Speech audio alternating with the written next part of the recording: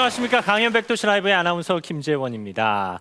내 인생이 내 뜻대로 되지 않을 때 다른 사람들의 인생은 유난히 행복해 보입니다. 하지만 우리는 잘 알고 있습니다. 다른 사람들의 인생도 늘 행복한 건 아니라는 걸요.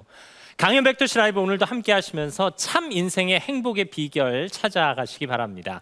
강연 백도시 라이브 오늘도 시청자 여러분의 응원 댓글, 격려 댓글 기다립니다. 스마트폰으로 KBS 티버 앱 내려받으셔서 보내주십시오. 보내주신 분 가운데 100분 선정해서 모바일 선물 쿠폰 보내드리겠습니다. 강연 백도시 라이브 오늘도 이분들과 함께합니다. 따뜻한 마음을 읽어주실 분이죠. 여성학자 박혜란 선생님 모셨습니다. 어서 오십시오. 안녕하세요.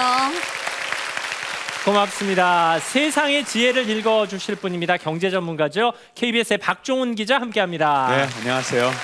감사합니다. 따뜻한 음악으로 함께해 주실 분들입니다. 손수길 밴드입니다.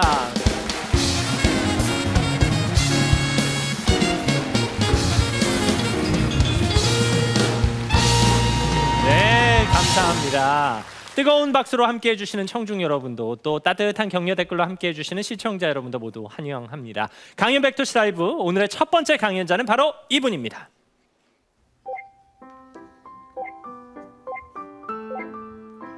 세상에서 단 하나뿐인 특별한 상장. 우주 어디에도 없는 그런 최고의 선생님이기 때문에 저는 우주 최고 선생님이라고 생각해요. 우리를 최강으로 우주에서 가장 존중해 주시는 선생님이에요. 아이들이 가장 사랑하는 선생님이지만 처음부터 그런 것은 아니었습니다.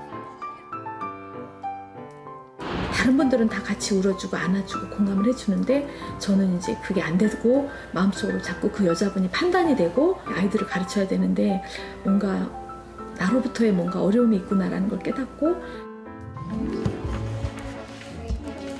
스스로 달라지기 시작하면서 아이들을 대하는 방식도 변했습니다. 대표 미덕 소개해 줄 수 있어요? 자기의 대표 미덕? 애들이 살짝 툭 치기만 해도 화를 엄청 많이 냈어요. 여기 와서 너그러움의 미덕을 배우고 나서 예전보다는 조금 더 참게 됐어요. 얘들아 우리 서준이 박수 한번 쳐줘야 되겠다. 자신이 가진 미덕을 아이들 스스로가 발견할 수 있도록 이끌어 주었고, 관심과 사랑이 아이들을 변화시켰습니다. 아무리 힘든 아이도 그 아이를 믿어주는 단 한 사람이 있다면 어떤 아이도 정말 쓰러지지 않는다. 내 잘못이 아니야. 권영희 씨를 소개합니다.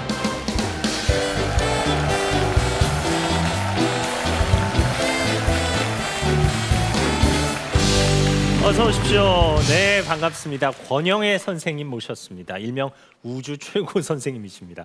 요즘 아이들에게 존경받기 힘든 시대가 됐는데 참 대단하십니다. 아이들 하나하나 안아주실 때 제 가슴이 벌써 뭉클해졌는데요.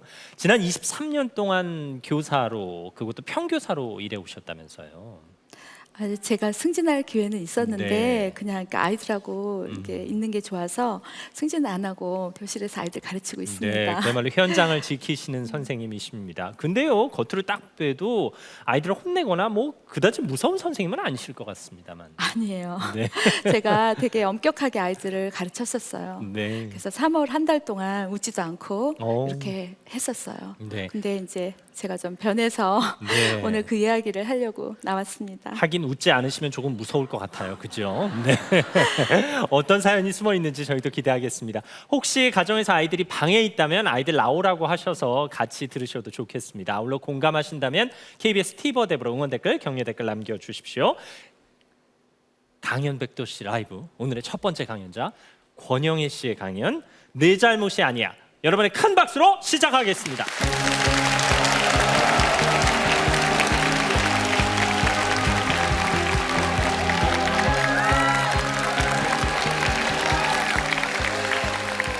안녕하세요. 초등학교 교사 권영애입니다. 아이들이 저한테 준 우주 최고 선생님 상은 그 어떤 상보다 값진 상인데요. 제가 그 상을 받게 된 얘기를 해보려고 합니다. 몇 년 전 5학년 경진이와의 첫 대면 날이었어요.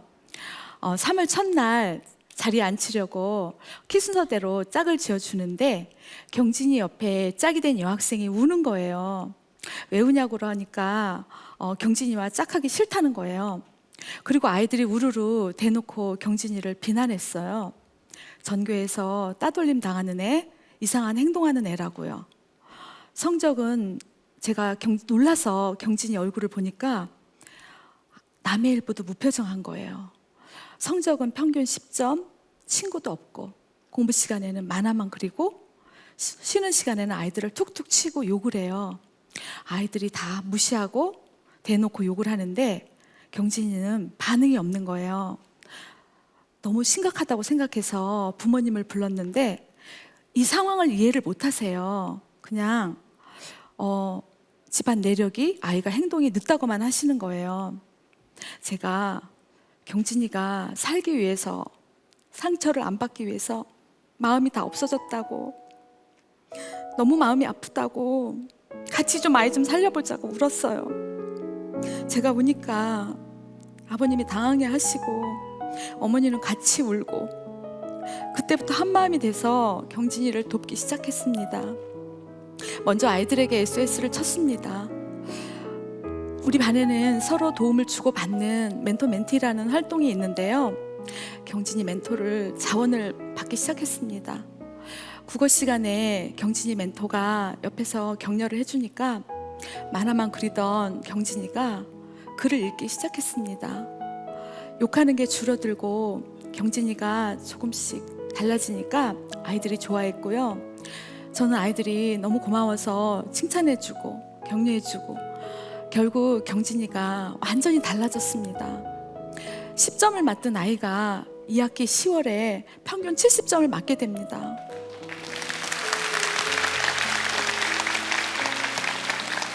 제가 너무 기쁘고 고마워서 아이들에게 피자를 사주고 파티를 해요. 아이들도 좋아서 경진이를 손가마를 태워주고 제가 경진이를 업어줬습니다. 교실 한 바퀴 돌았습니다. 그의 마지막 날 한 아이가 편지 뒤에 상장을 그려서 들고 나왔어요. 우주 최고 선생님상. 위 선생님은 모든 아이가 포기한 한 아이를 성장시키셨고, 제가 그 대목을 읽는데 너무 눈물이 나는 거예요. 제가 오니까 아이들이 제 주변으로 모여들어서 나도 선생님 상 준다고. 그래서 제가 30장의 상장을 받게 돼요. 변해준 경진이가 고맙고 함께 해준 우리 반 애들이 너무 고맙고 지나간 시간이 생각이 나서 한참을 울었습니다. 제 인생에 가장 의미 있는 상, 제 생애 가장 행복한 시간이었습니다.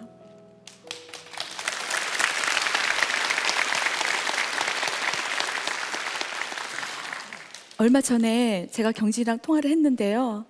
친구도 많고 성적도 좋대요. 정말 아이들은 단 한 사람이 존중해주면 변하더라고요.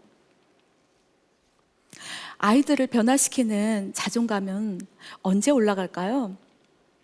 누군가 정말 진심 어린 마음으로 그 아이들을 믿어주는 겁니다. 특히 실수하고 실패했을 때가 중요해요.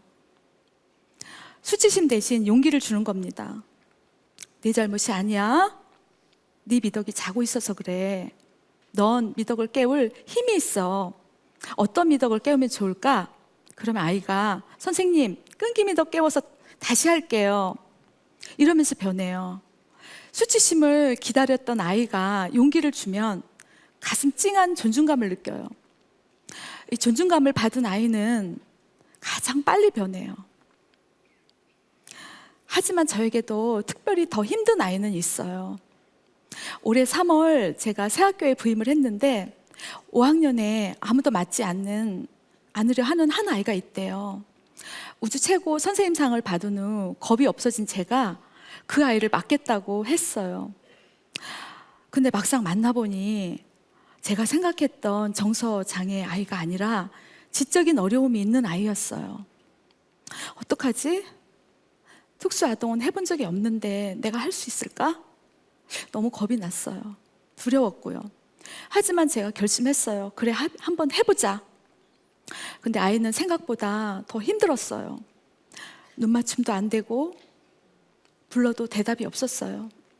40분 수업에 20분을 이리 뛰고 저리 뛰고 소리를 질러대고 교실 밖으로 뛰쳐나가고 화나면 아이들을 때리고 밀었어요. 수시로 오줌을 싸고 복도 바닥에 누워버렸어요. 교육청에 보조교사를 요청하니 예산이 없대요. 어느 날은 제가 뛰던 애를 잡고 복도 바닥에 앉아서 엉엉 울었습니다. 아무도 꺼내줄 수 없는 깊은 웅덩이에 제가 스스로 걸어 들어간 것 같은 느낌에 너무 두렵고 무서웠어요. 얘들아, 민영이가 평생 이렇게 살아야 한다면 얼마나 답답하고 힘들까? 제 말을 조용히 듣던 반 아이들이 선생님 도와주고 싶어요. 이렇게 말했어요. 각 과목에 15명의 멘토 아이들이 민영이 손을 잡고 도와주기 시작을 했습니다. 운동장이 무섭다고 체육 시간마다 앉아있던 민영이가 11년 만에 처음으로 체육 멘토 2명 아이의 손을 잡고 운동장에 발을 들여 놓았습니다.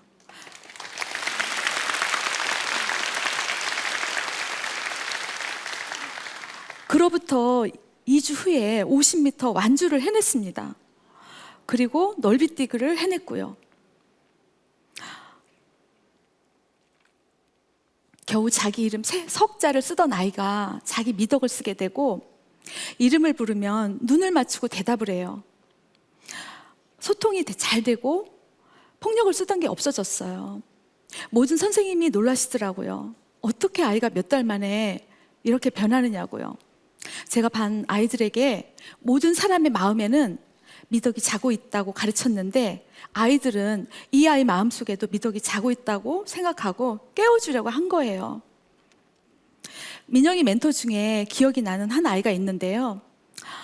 정서 행동 검사상 우울 수치가 높아서 특별히 신경을 써는 종선이라는 아이였어요. 작년 담임 선생님이 저를 찾아오셔서 굉장히 힘든 아이라고 이야기까지 했던 아이였어요. 이 아이는 수업 시간에 눈을 마주치지 않고 수시로 애들을 때렸어요. 제가 옛날 같으면 종선이 너 나와 하고 이렇게 야단을 쳤을 텐데 불러서 이렇게 말했어요. 종선아, 네 잘못 아니야. 네 마음속에는 친절의 미덕도 있고 존중의 미덕도 있는데 그게 아직 깨어나지 않아서 그래. 선생님은 그게 깨어날 때까지 기다릴 거야. 이렇게 말하니까 아이가 피식 웃더라고요. 이 선생님이 웃기네 하는 느낌이었어요. 순간 저는 겁이 났어요. 이 아이한테는 이것이 안 먹히는구나. 어떡하지? 걱정도 됐고요. 하지만 제가 2달 동안 종선이에게 단 한 번도 야단치지 않고 그 말을 되풀이했어요. 그런데 2달 후 종선이가 민영이 멘토를 자청하는 거예요. 급식실에 데려가고 입을 닦아주고 기다려주고 함께 놀아주고요. 그래서 저도 놀랬고 반 아이들도 다 놀랬어요. 종선이가 완전히 변했다고요. 근데 종선이가 몇 달 후 전학을 가는 날 반 아이들이 손편지를 써주고 미덕을 선물을 해줬는데 제가 종선이한테 종선아, 여태까지의 4학년 때까지 너는 진짜 너가 아니야. 여기 미덕북에 써있는 모습이 진짜 너야. 선생님은 너의 진짜 모습만 기억할 거야. 이렇게 말하니까 아이가 울면서 이렇게 말하더라고요. 선생님, 죽을 때까지 이 미덕북을 꼭 가지고 살 거예요. 저는 종선이 눈빛 속에서 이 아이는 절대 삐뚤어지지 않을 거라는 확신을 했습니다. 제가 아이들을 가르친 지 23년이 됐습니다. 아이들을 가르쳐야 된다고 생각했고요. 잘못을 했을 때는 혼을 내고 책임을 졌었어요. 아이들이 불완전한 존재라고 생각했기 때문입니다. 이제는 아이들은 이미 완전한 존재고 미덕이 드러나 있지 않았을 뿐이라고 믿고 있어요. 그래서 제가 할 일은 아이들이 자기 가장 아름다운 미덕을 스스로 꺼낼 수 있게 돕는 거예요. 믿어주고 존중해주는 이 말 한마디면 충분합니다. 내 잘못이 아니야. 여기 저희 반 아이들이 나와 있는데요. 얘들아, 선생님을 이렇게 변화시켜줘서 고맙고 선생님은 앞으로도 너희들을 우주 최고로 존중해주는 선생님이 될게. 사랑해. 네, 감사합니다. 순간순간 또 하나이 하나이에게 최선을 다하시는 선생님이었습니다. 내 잘못이 아니야. 괜찮아. 아이들은 이 얘기를 그렇게 듣고 싶은데 어른들이 이 말에 참 인색하군요. 말씀 듣고 보니까. 네, 그나저나 우리 선생님 반 아이들이 그렇게 부러울 수가 없습니다. 5학년 5반 친구들 어디 계세요? 네. 아, 반가워요. 네. 오늘 선생님 강연 재밌었어요? 네, 고마워요. 자, 우리 앞에 앉은 김진서 어린이랑 얘기 잠깐 해볼까요? 선생님 방송에 나오신다고 아이들이 다 좋아했다면서요? 진짜예요? 네. 진짜요? 네. 네. 네. 선생님께서 뉴스나 신문에 그동안 많이 나오셔서 안 그래도 아주 되게 좋아하고 그랬는데 이번에 강연백두시처럼 유명한 프로에도 나오신다니까 네. 오히려 제가 더 되게 설레고 그랬어요. 네가 뭘 아는구나. 우리 프로그램 유명하다 그러고. 네. 아니 그 반에 멘토 멘티 정해서 서로 도와주는 프로그램이 있다면서요. 근데 서로 멘티하려고 한다면서요. 네, 왜냐하면 서로 멘토 멘티 활동을 하면 이렇게 친하지 못했어도 서로 가르쳐주고 가르침을 받으면서 이렇게 서로 우정을 더 돈독하게 쌓을 수 있었고, 그리고 수업 시간에 선생님께 물어보지 못했던 세세한 질문들은 친구들한테 눈치 보지 않고 편하게 물어볼 수 있어요. 네, 이제 숨 좀 쉬고. 아유 말도 아주 잘하네요. 우리 옆에 학부모 중에 한 분이 앉아 계신데요. 이영주 어머님이 아이들이 변하는 걸 쉽게 느끼신다면서요. 네, 저희 아이 같은 경우에 아침잠이 굉장히 많은 편인데요. 학교 생활이 즐거워서 그런지 요즘에 학교를 20-30분 일찍 가고 있어요. 그리고 아이가 뭘 하더라도 끝까지 해내려는 그런 끈기력이 생겼고요. 그리고 저희 아이가 외동으로 자라서 배려심이 좀 부족한 편이었는데 지금은 남을 배려하라는 배려심이 많이 늘은 것 같아요. 그럼 아이들이 바뀌면서 막 어머니들, 아버지들도 바뀐다고 서로 학부모들끼리 그런 얘기도 하신다면서요. 예, 아이가 미덕으로 변화되는 모습을 보면서 저희도 아이가 잘못을 했을 때 아이 스스로 깨우치도록 하고 있고요. 그리고 아이의 장점을 최대한으로 살려주려고 노력하고 있습니다. 네, 어머님은 또 이렇게 말씀을 잘하세요. 아유, 우리 선생님이 아주 큰일 하시는 거죠. 네, 5학년 5반 위에서 격려 박수 좀 부탁드릴게요. 네, 정말 행복한 학교 생활하고 있네요. 박혜란 선생님, 교실이 이렇게 조금씩 변해갔으면 좋겠습니다. 네. 모든 아이들이 꿈에 그리는 선생님 상이 있거든요. 네. 자기를 존중해 주는 사람. 바로 그런 선생님을 지금 제 눈앞에서 보고 있으니까 눈물이 날 것처럼 반갑습니다. 선생님 말씀 중에 제가 아주 인상 깊게 들은 얘기가 몇 개 있어요. 말씀에 단 한 사람만 존중해 줘도 아이는 변한다. 그리고 모든 아이의 마음속에 미덕이 있다. 그리고 교사는 그 미덕을 끌어내도록 도와주면 된다. 믿고 기다려라. 그런 말씀이잖아요. 세상의 모든 선생님과 어머니, 아버님들이 선생님 말씀처럼 그리고 선생님이 하시듯이 그렇게 아이들을 사랑으로 키워주면요.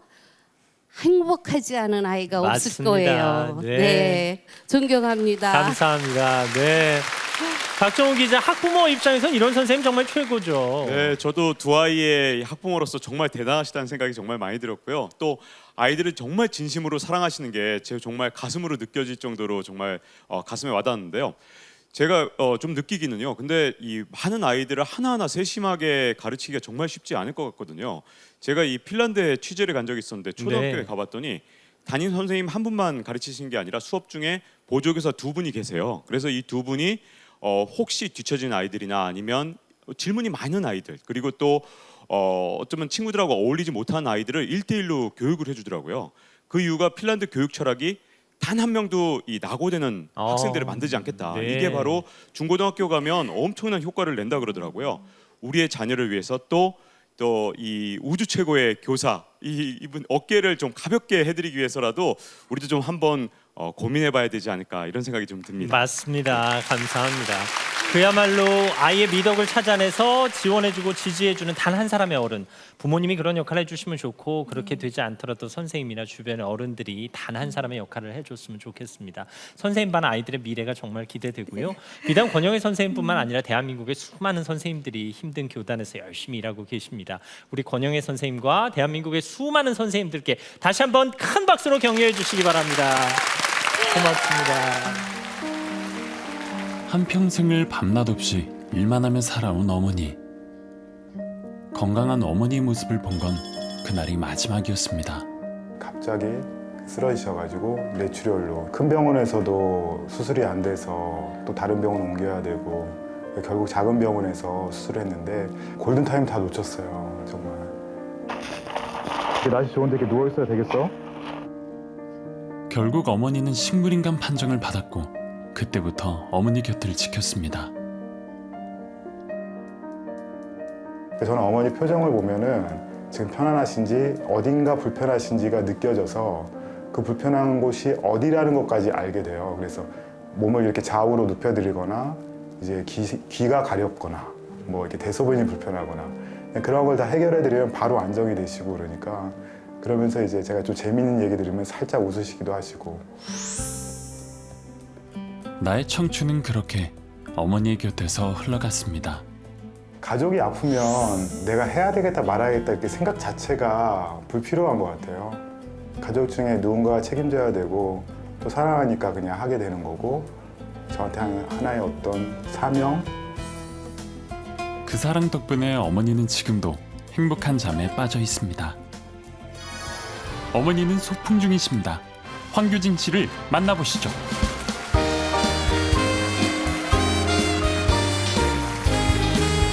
네, 반갑습니다.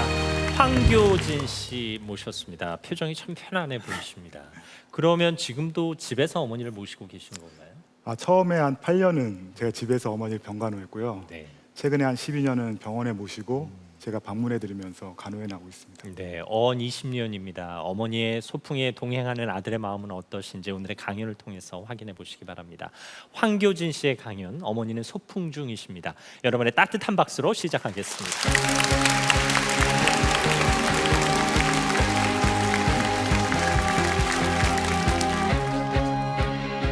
안녕하세요. 황교진입니다.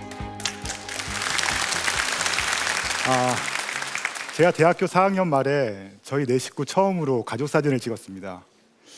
그때 저와 여동생은 대학생이었는데 뭐가 그렇게 바빴는지 주말이나 휴일에 거의 집에 붙어 있는 시간이 없었습니다. 그래서 이 가족 사진을 찍는데 2년이나 걸렸습니다. 참 단란하게 잘 나왔죠? 네, 이 가족 사진을 찍고 꼭 보름 뒤에 어머님이 의식을 잃고 지금까지 깨어나지 못하고 계세요. 저희 가족은 앞으로 보름 뒤에 있을 일을 전혀 예상하지 못하고 단란한 모습의 가족 사진을 남겼습니다. 본래 제 꿈은 멋진 건물을 짓는 건축가였습니다. 대학에서 건축을 전공하면서 마음속에 간절한 소망이 있었는데요. 낮과 밤이 바뀐 채 고생하시는 어머님의 삶을 좀 편하게 해드리는 거였습니다. 저희 어머님은 동대문 광장시장이라는 곳에서 새벽 장사 일을 하셨습니다. 그래서 밤늦게 밤 10시쯤 되면은 일어나셔서 가게에 출근하시고 그 다음날 오후 늦게 집에 들어오셔서 또 집안일을 하시고 거의 밤잠을 주무시지 못한 채 20년 이상 고단한 삶을 사셨습니다. 그래서 저는 어렸을 때 집에서 어머니와 함께 다정하게 대화를 나누거나 식사를 하거나 이런 시간이 별로 없었습니다.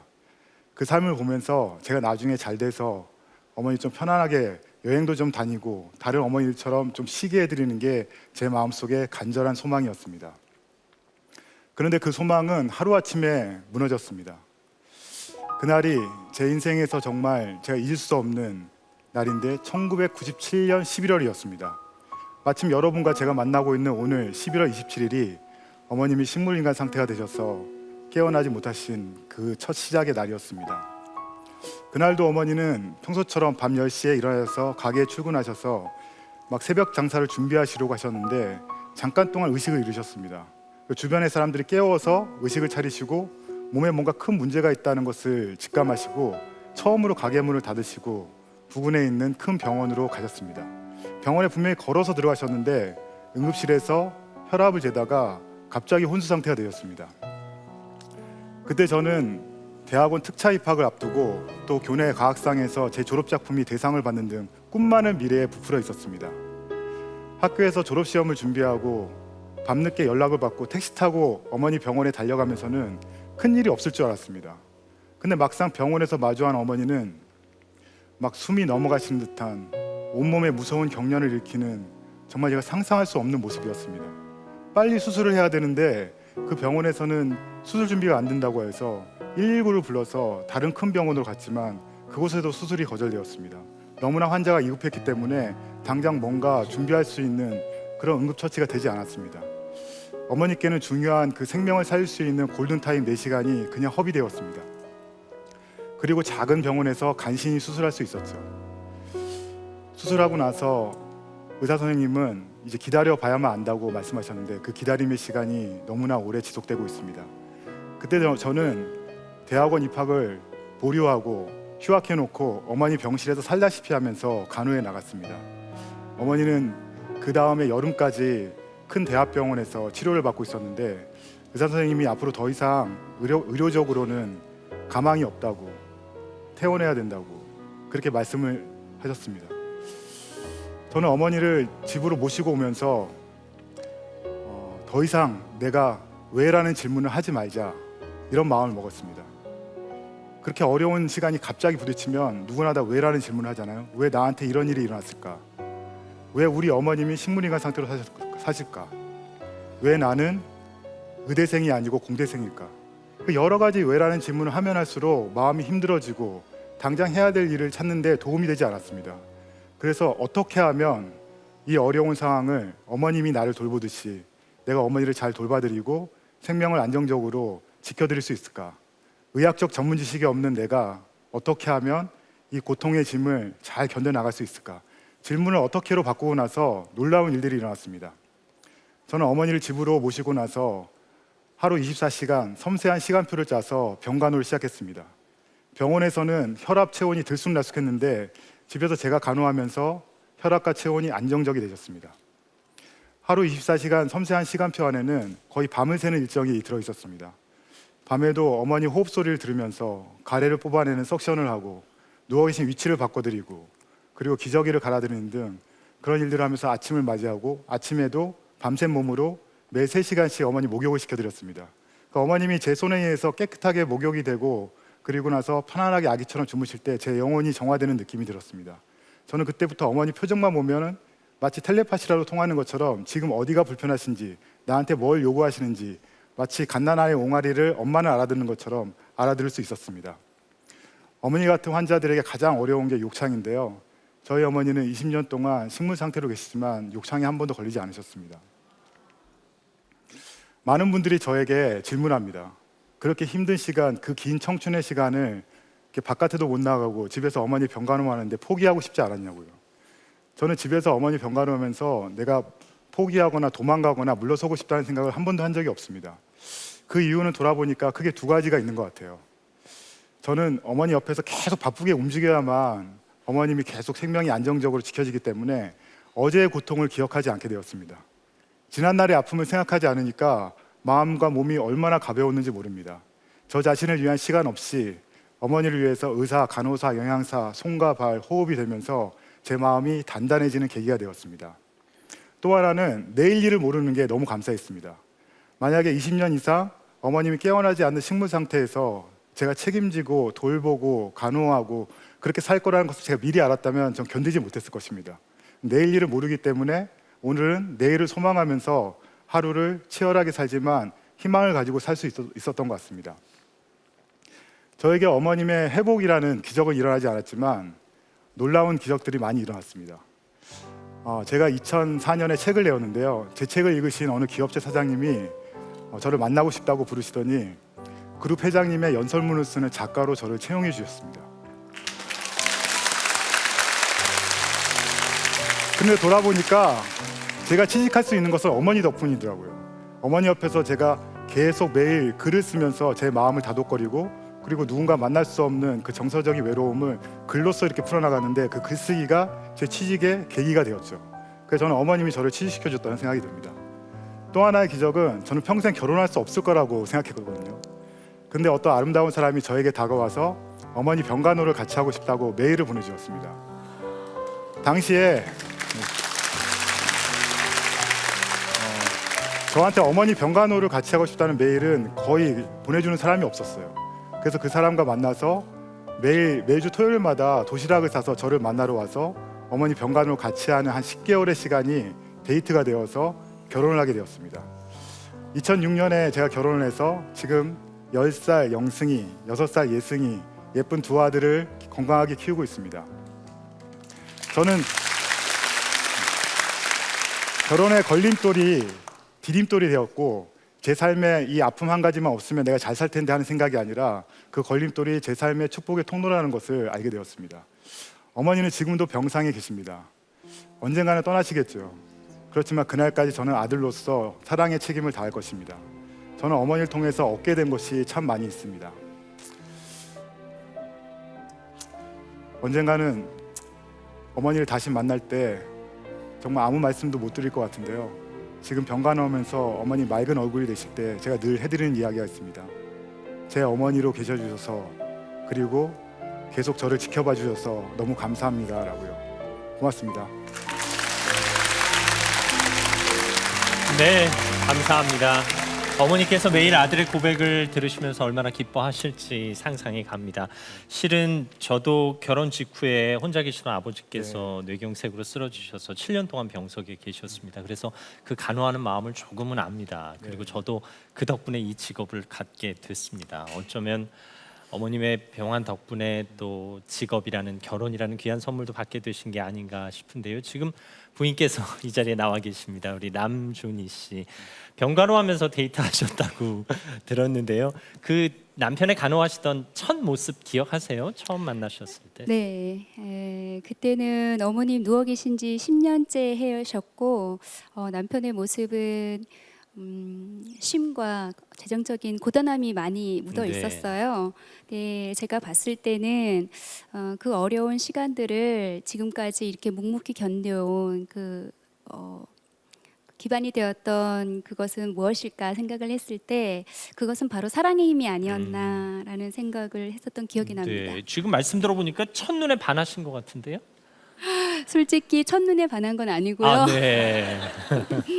네, 워낙 남편이 적극적으로 데이트 신청을 해줬고 그리고 부모님의 지원과 그리고 격려가 있었기 때문에 결혼까지 이어진 것 같습니다. 네, 옆에 영승이 예승이 아주 의젓하게 앉아 있는데요. 솔직히 말씀은 이렇게 하시지만 현실은 조금 어렵잖아요. 수입의 대부분이 병원비로 가야 하고 그런 어려운 현실들을 어떤 마음으로 이겨내고 계신지 궁금합니다. 물론 지금도 어려운 부분이에요. 네. 하지만 그 하나하나 어려움 속에서 제가 크게 깨달은 선물이 있다면 그것은 삶은 사랑이구나, 삶은 감사구나 하는 것을 배웠기 때문에 오히려 제가 좀 더 큰 선물을 받은 것 같습니다. 감사합니다. 어쩌면 우리가 내려놓는 것들, 포기하는 것들 덕분에 또 채워지는 다른 것들이 있지 않나 하는 생각하게 됩니다. 박혜란 선생님 참 대단한 아들입니다. 네.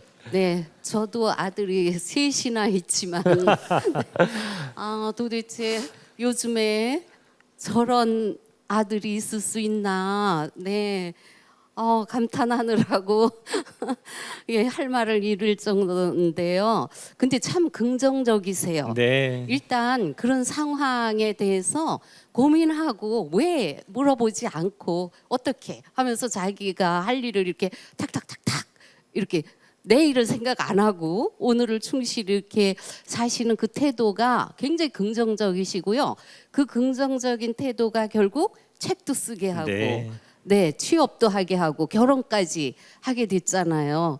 그래서 그걸 보면 자기 복을 자기가 짓는다 왜 이런 맞습니다. 말이 있잖아요. 네. 그리고 착한 사람은 나중에 복을 받는다 이런 말이 있는데 사실은 나중에 복을 받은 게 아니라 지금 현재 복을 받으신 것 같고요. 그 어머님을 걸림돌이 아니라 축복이라고 그렇게 하셨는데 제가 볼 때는 황교진 씨 자체가 정말 많은 사람들한테 축복입니다. 감사합니다. 네, 고맙습니다. 박정훈 기자, 이게 아들 입장에서 참 힘든 일입니다. 그렇죠. 네, 정말 대단하세요. 진짜 그 오랜 세월 동안 어머니를 정성스럽게 그렇게 간호하셨다니까 정말 감동 정말 많이 받았고요. 근데 좀 안타까웠던 점이 하나 있었는데 이 뇌출혈 처음에 발생했을 때 이 병원 저 병원 옮겨 다니면서 골든 타임을 놓친다고 그랬거든요. 근데 사실 요즘 그런 일을 막기 위해서 권역 응급 치료 센터를 만들었는데 그럼에도 불구하고 여전히 지금 계속해서 이 병원 저 병원 수술 못 받는 경우가 굉장히 많습니다. 그 이유가 이 돈만 들였을 뿐이지 사후에 이 관리가 잘 안 됐기 때문인데요. 소중한 생명을 살리고 또 이런 일을 좀 막기 위해서라도 더 많은 노력 그리고 또 철저한 사후 관리가 좀 있었으면 좋겠다 이런 생각이 좀 들었습니다. 네, 감사합니다. 앞서 말씀하시기를 건축가의 꿈을 포기하고 출판 일을 하고 계시다고 하셨는데 지금 하시는 일이 사람들의 마음속에 지혜의 집, 사랑의 집을 짓는 일이 아닌가 하는 생각 해봤습니다. 어린 시절 우리 황규진 씨의 소풍에 동행해 주셨던 어머니처럼 어머니의 소풍에 동행하고 있는 우리 황규진 씨 덕분에 어머니의 여정이 행복했으면 좋겠습니다. 저희가 해드릴 건 따뜻한 격려 박수밖에 없네요. 여러분 다시 한번 응원해 주시기 바랍니다. 감사합니다. 고맙습니다. 티버드 쉽게 사용하는 법, 지금부터 저와 함께 따라해 볼까요? 먼저 스마트폰에서 티버드 앱을 검색한 후 다운로드하세요. 다운로드한 티버드 앱을 누르면 손쉽게 설치됩니다. 어때요? 여기까지 참 쉽죠? 티버드 앱을 실행시킨 후 강연 백도시 라이브를 찾아주세요. 오른쪽에 있는 글쓰기 버튼을 누르면 커다란 창이 나타납니다. 빈칸에 여러분의 의견을 쓰고 완료 버튼을 누르면 끝! 강연자에 대한 응원과 감상글, 강연에 대한 질문은 물론 사진까지 올릴 수 있습니다. 여러분의 많은 참여 바랍니다. 어쩌면 새벽에 오기 전이 가장 어둡다고 하죠. 우리는 지금 가장 어두운 터널을 통과하고 있는지도 모르겠습니다. 여러분 혼자 외롭고 막막하다고 생각하신다면 저희 강연 백도시 라이브로 연락 주시기 바랍니다. 특별히 시청자 여러분의 응원 댓글로 위로를 받는 자 다시 달리자, 오늘의 출연자 만나보겠습니다.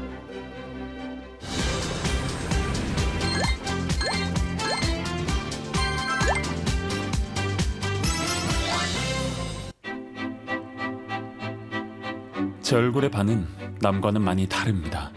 그만큼 녹록치 않은 삶이었습니다. 얼굴을 뒤덮은 커다란 종양 때문에 외로움 속에 살아온 저를 위로한 것은 춤과 노래였습니다. 무대 위에서 설 때만큼은 모든 것을 잊을 수 있었습니다. 뮤지컬 배우를 꿈꿨지만 그마저도 사치였습니다. 꿈을 잃고 방황하던 저를 붙잡아준 아내, 반쪽짜리 삶의 희망이 되어준 아내를 위해 용기를 내 다시 무대 위에 섰습니다. 여전히 저는 세상의 시선과 편견 속에 살고 있습니다. 저 아저씨 얼굴 왜 저래? 너도 말 안 들으면 저렇게 된다. 하지만 사랑한다는 이 말밖에 해줄 말이 없네요. I love you. 제 꿈을 응원해주는 저의 반쪽, 아내가 있기에 포기하지 않을 겁니다. 꿈을 향해 도전하는 신보준 씨의 인생을 응원해주세요.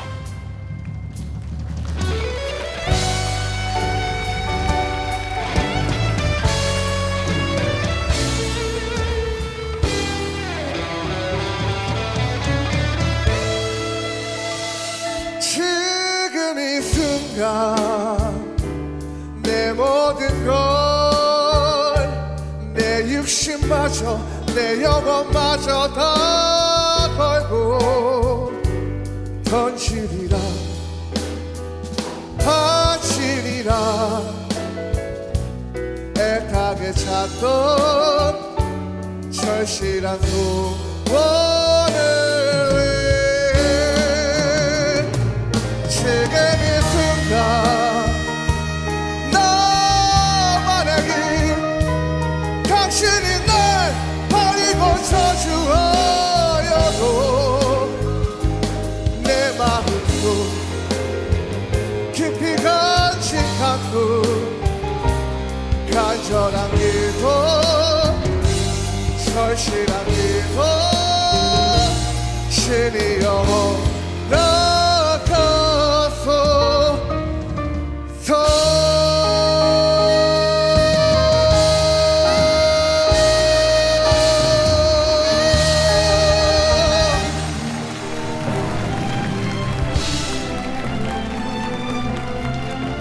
네, 어서 오십시오. 신보준 씨 모시겠습니다. 아유, 감사합니다. 물 한 모금 드시고요. 네, 감사합니다. 제가 다 목이 막힙니다. 뮤지컬 지킬앤 하이드 중에서 지금 이 순간 불러주셨습니다. 네. 호흡이 좀 아직 편치 않다고 들으셨는데 혈관 종양 때문에 한쪽 코가 막혀 있는 상태라서 네. 숨쉬기가 힘듭니다. 아유, 그래서 입으로 숨을 많이 쉬다 보니까 네. 침이 금방 마르더라고요. 그래도 이렇게 멋진 노래 불러주셨습니다. 이 곡을 선택하신 특별한 이유가 있다면서요? 제가 뮤지컬 배우입니다 하면은 사람들이 그 얼굴로 어떻게 무대에 서냐, 그리고 너는 큰 무대에 쓸 수 없을 거다 그러시더라고요. 네. 근데 사실 제가 이 지킬앤 하이드라는 작품을 꼭 출연해 보고 싶었거든요. 네. 그래서 지금 이 순간에는 곡을 여기서 한번 불러보고 싶었어요. 네, 아울러 오늘 이 순간이 인생의 큰 전환기가 됐으면 좋겠습니다. 신보준 씨의 강연 나의 반쪽에 공감하신다면 여러분 티봇 앱으로 응원 댓글 남겨주시기 바랍니다. 여러분의 큰 박수로 강연 청해 듣겠습니다.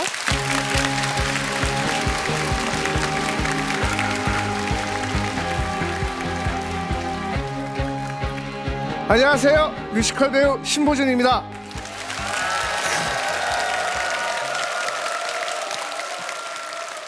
저의 한쪽 얼굴입니다. 잘생겼죠? 아버지가 미남이시거든요. 저의 또 다른 쪽 얼굴입니다. 태어날 때부터 혈관 종양이란 병을 가지고 태어났어요. 제가 봐도 제 얼굴이 징그러울 정도였으니까요. 사람들한테 가장 거부감이 큰 장애가 뭐냐고 물어보면 뭐라고 대답하는 줄 아세요? 바로 안면장애인이에요. 시각장애인이나 청각장애인, 지체장애인을 보고 신기하게 생각하진 않잖아요. 하지만 안면장애인을 바라보면 신기하게 보거나 혐오스럽게 보거나 두 가지입니다. 그 선입견 때문에 사회생활이 어렵고 취직이 잘 안 돼요. 저 역시 어린 시절 놀림과 괴롭힘으로 힘들게 살았습니다. 아버지는 아들이 장애가 있다고 기죽을까 봐 특수학교 대신 일반 학교를 보내셨고, 놀림을 받더라도 비장애인들과 어울려야 된다고 강하게 키우셨어요. 한 번은 불량 학생에게 얻어맞고 왔는데 아버지가 한마디 하시더라고요. 그래도 버텨라. 너무 힘든 사춘기 시절이었습니다. 그래도 강하게 키워주신 아버지 덕분에 당당하게 살 수 있었습니다. 그러다 중학교 1학년 때 제 삶을 바꾸는 계기가 찾아왔어요. 병원 치료 때문에 다니던 대학병원 근처 공원에는 늘 유명한 비보이 댄스팀들이 공연을 했었는데, 어느 날 병원 치료를 받고 집으로 돌아가는 길에 그 형들의 공연을 보고 심장이 마구 뛰는 거예요. 소름이 돋고요. 그 뒤로 매일 밤마다 그 형들을 멀리감치 바라보면서 집에 와서 혼자 연습을 했습니다. 근데 신기한 건 남들은 6개월에서 1년 걸리는 걸 전 한 번 보면 어느 정도 흉내 내더라고요. 아, 나한테 재능이 있구나. 그렇게 춤을 추기 시작했습니다. 그렇게 대학교 돌아다니며 공연을 하고 제 삶은 조금씩 변하기 시작을 했죠. 춤 잘 춘다고 소문이 나서 서울시에서 하는 댄스 대회에 나가 상도 받고요.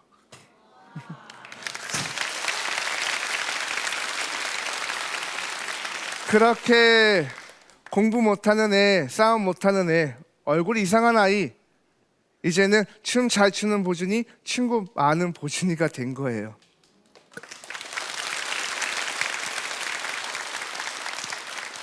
하지만 이 얼굴로 오디션을 봐도 떨어졌고, 아르바이트를 구하려고 해도 구할 수 없었습니다. 일자리를 찾아보려고 마트, 편의점, PC방 다 찾아봤지만 제가 갈 수 있는 곳은 없었어요. 그래서 옷에 실크 인쇄를 하는 공장에 취직을 했고, 지독한 약품 냄새에 손에는 늘 기름때를 묻혀가며 월세조차 아껴보겠다고 그 추운 공장에서 생활을 했습니다. 전 항상 내일이 오지 않았으면 했고 미래가 두려웠어요. 그러다 일하던 공장이 망했어요. 퇴직금도 못 받고 백수가 된 거예요. 아무리 안정적인 일이라 생각했던 일도 망하는구나. 차라리 도전을 해보자. 도저히 불가능할 것 같은 일이라 생각했지만 그래도 하고 싶은 걸 해보자. 그래서 2008년 KBS 가요제에 도전을 했고 상도 받았어요.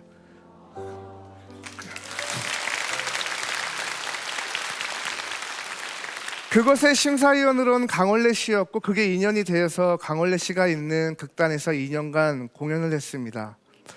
한 번은 보호관찰소에서 공연을 하는데 공연이 끝나고 한 친구가 저한테 오더니 형의 공연을 보고 저는 꿈이 생겼어요. 검정고시도 볼 거고 대학도 갈 거예요. 라고 말하더라고요. 전 사실 제가 참 쓸모없는 인간이라고 생각했는데 그 친구 덕분에 나도 누군가에게 꿈을 줄 수 있고 누군가에게 희망이 될 수 있구나. 그런 생각에 참 행복했습니다.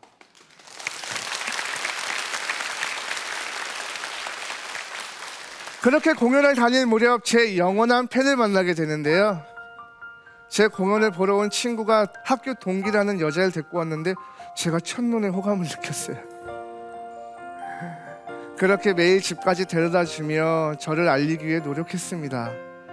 그 친구도 사실 저를 처음 봤을 때 얼굴이 남들과 다르잖아. 근데 무대에 서네? 참 열심히 사는구나 라는 생각을 하며 호감을 가졌대요. 그때 당시 여자친구는 20살이었는데요. 미래도 두렵고 자신의 삶이 참 힘에 버거웠다 그러더라고요. 그의 반면에 꿈을 향해 열심히 도전하는 제 모습을 보고 반했나 봐요. 하지만 여자친구 부모님의 반대가 정말 심하셨습니다. 여자친구에게 헤어지라고 나무라기도 하시고 제 얼굴의 장애와 직업이 허황되다고 싫어하셨어요. 하지만 그럴수록 여자친구는 강경했고 그렇게 집을 나와 저와 결혼을 하고 지금은 3년째 부부 생활을 하고 있습니다.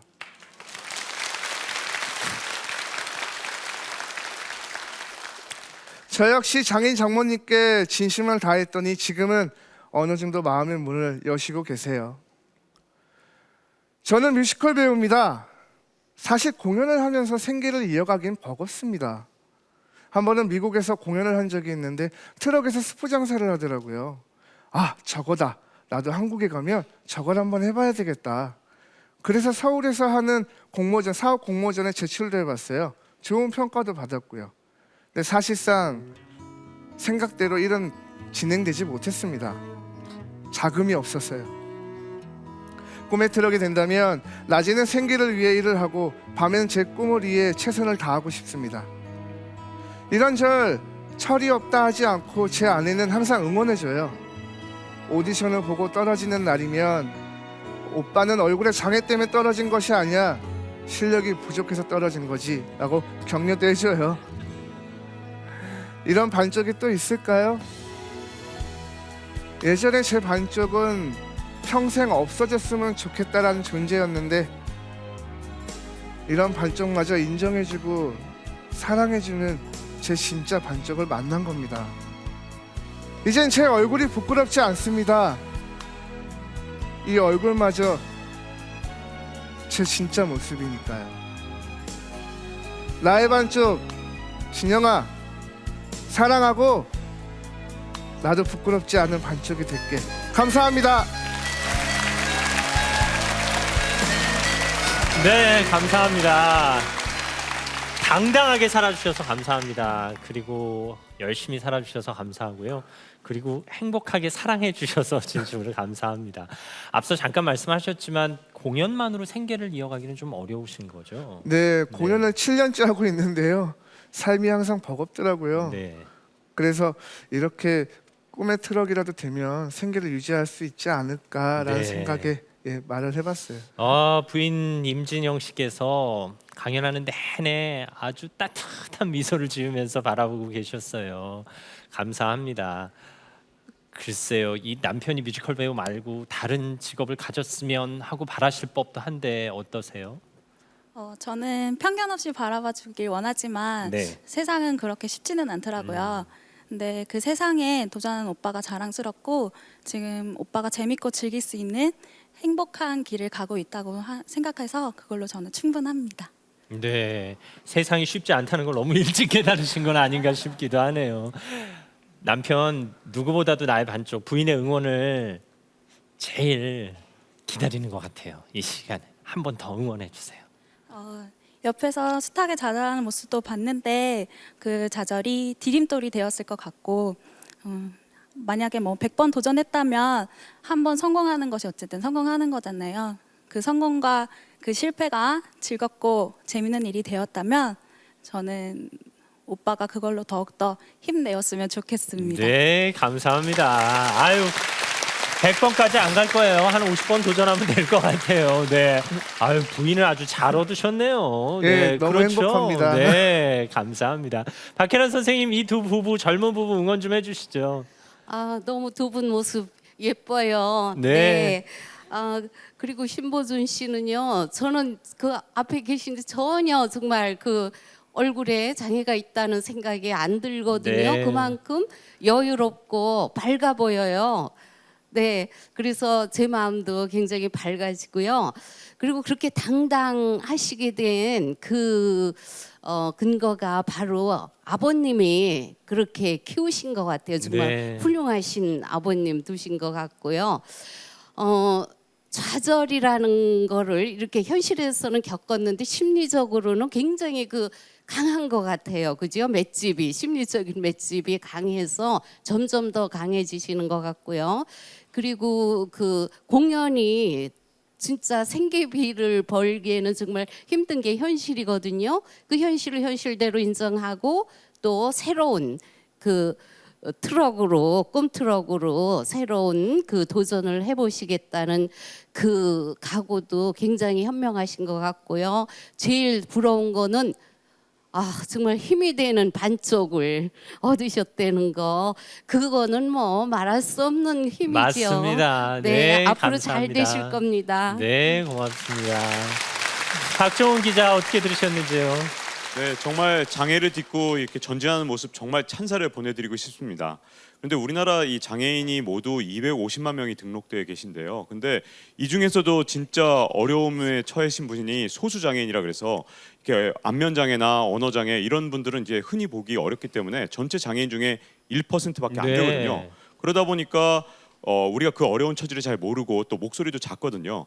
우리가 장애인 그리고 소수 장애인들의 목소리에 좀 더 귀를 기울이는 따뜻한 사회가 됐으면 하는 바람입니다. 맞습니다. 네. 감사합니다. 만약에 신보준 씨가 11월에 꿈트럭 주인공으로 선정되신다면 조금 전에 말씀하신 대로 스프 트럭을 네. 아침에 든든하게 식사하고 가시라고 이렇게 컵에다 스프를 제가 만든 걸 따라서 커피처럼 마시면서 출근할 수 있도록 개발을 하고 있습니다. 따뜻합니다. 열심히 사시는 신보준 씨의 삶을 응원하신다면 KBS 티버 앱으로 응원 댓글, 격려 댓글 남겨주시기 바랍니다. 11월에 꿈트럭 주인공으로 선정되는 그날을 또 기대하면서 여러분 다시 한번 큰 박수로 격려해 주시기 바랍니다. 고맙습니다. 매주 일요일 저녁 8시 5분 설레는 마음으로 기다리는 시간이 있습니다. 다양한 사람들의 인생이 궁금하잖아요. 강연백도 씨 라이브 여러분의 많은 관심과 신청 바랍니다. 네, 감사합니다. 오늘도 보다 더 나은 세상을 만들기 위해 노력하는 세 분의 강연 들어봤습니다. 권영애 선생님, 지금 집에서 부모님들이 아이들에게 뭐라고 말하면 좋을까요? 내 잘못이 아니야. 내 미덕이 자고 있어서 그래. 네, 조금 어렵긴 합니다. 네. 황교진 씨, 지금도 아픈 가족을 돌보는 보호자들이 계실 거예요. 그분들에게 위로의 말씀 좀 부탁드릴게요. 네, 그분들이 힘내는 것도 참 중요하지만 그분들의 고통을 잘 분담할 수 있는 사회적 시스템이 잘 마련되는 게 정말 필요할 것 같아요. 맞습니다. 아픈 어르신들 나라에서 정부에서 좀 잘 돌봐주셨으면 좋겠습니다. 신보준 씨, 지금도 어려움 겪고 있는 청소년들이 꽤 많거든요. 네. 힘든 시기 보내셨으니까 우리 그 미래를 몰라 불안해하는 청소년들에게 용기를 좀 주시죠. 꿈을 향해 열심히 도전한다면 꼭 이룰 수 있을 거란 믿음이 있습니다. 흔들리지 마세요. 화이팅! 네, 감사합니다. 고맙습니다. 권영애 씨의 강연 내 잘못이 아니야를 통해서 아이들의 마음을 헤아려주는 한마디의 힘을 느꼈습니다. 진심으로 고맙습니다. 황교진 씨의 강연 어머니는 소풍 중이십니다를 통해서 사랑의 모습은 참 다양하고 위대하다는 걸 다시 한번 깨달았습니다. 고맙습니다. 신보준 씨의 강연 나의 반쪽 꿈이 있기에 지치지 않는 청년의 아름다운 얼굴을 봤습니다. 여러분도 동의하신다면 다시 한번 이 세 분께 큰 박수 부탁드리겠습니다. 고맙습니다. 실패 덕분에 새로운 도전을 하게 됐다면 그 실패마저도 가치 있는 것이 아닌가 하는 생각 오늘의 강연 들으면서 생각해봤습니다. 강연 백도시 라이브 여러분도 이 무대의 주인공이 되실 수 있습니다. 아울러 이 뜨거운 현장의 분위기 느끼실 수 있습니다. 언제든지 강연 백도시 라이브로 연락 주시기 바랍니다. 저는 다음 한 주간도 여러분의 인생 이야기 귀담아 듣고 부지런히 모아서 다시 찾아뵙겠습니다. 강연 백도시 라이브였습니다. 감사합니다.